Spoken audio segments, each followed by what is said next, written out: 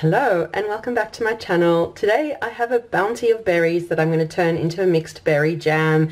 We're in the middle of summer here and I just keep finding beautiful, so fragrant berries. We've got blackberries over there, strawberries and raspberries, and if you've also got a lovely bounty of fresh berries, I'm going to turn it into jam, show you how, and as always I've written a blog post which I'll leave down below which has the full recipe and step-by-step instruction and loads of uses for this lovely jam, so click through for that.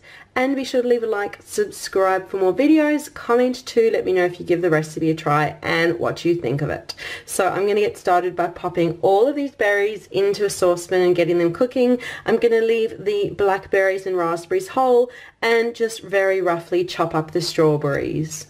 So I've got a small saucepan over here.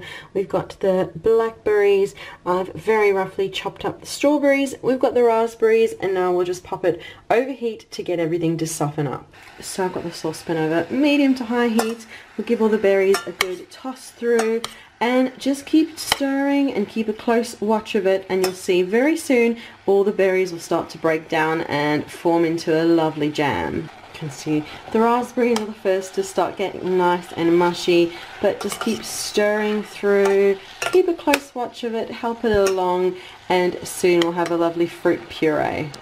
It's bubbling away nicely, everything's softening. You can use the back of your spoon to kind of help break up the bigger pieces of fruit, and we're just going to keep stirring and smushing it all together until it's all nice and thickened. And you can see everything is nice and softened and easily mashable. And now what I like to do for the last bits, I've actually taken it off the heat as well. For those last bits I like to just go in with a potato masher and just mash everything. My kids like a jam with nice big bits of berries, so I kind of leave those. So if you want it even smoother, what you can do, keep mashing it with a potato masher, or you could pop it into a blender or just pop it through a sieve and just get those bigger pieces sieved out so you've got a smooth and just perfect jam. But as I said, we like ours a little chunkier like this. So I'll do a last little bit of mashing. And there you go, I'm quite happy with that. Now it's up to you how sweet you'd like your jam to be, how sweet the fruit is.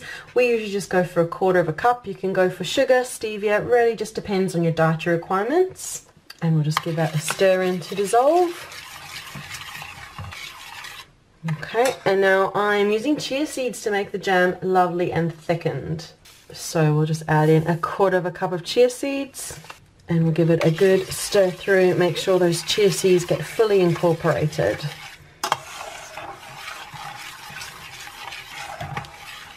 And that is perfect. And now what I'm going to do is just let this cool completely. Once it's cooled to room temperature, we'll move it into jars, which is what I will show you next. So it's been a few hours, the jam's cooled to room temperature, and you can see it's thickened into a beautiful mixed berry jam. So now I'm just going to pour it out into a jar. I find that this amount makes about 2 jars worth, so I'll just pour it out into one for now. You can see all the different textures of all those berries still in there. Beautiful jam.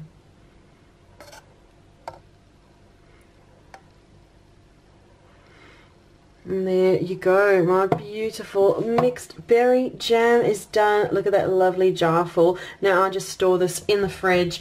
It can last about a week in the fridge. It doesn't ever seem to last about a week. The kids get through it so quickly. They love it on my peanut butter bread, which is a recipe I shared a little while ago. We'll have it on waffles, mix it through plain natural yogurt, or maybe on some pancakes too. But that is the video for today for this beautiful mixed berry jam. We just absolutely love it. Remember to check down below for the link to the blog post which has the full recipe, step-by-step instructions, as well as loads of ideas for uses and links to all those recipes so that you can enjoy this lovely chia jam with mixed berries yourself.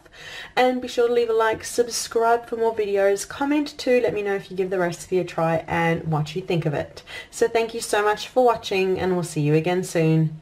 Bye.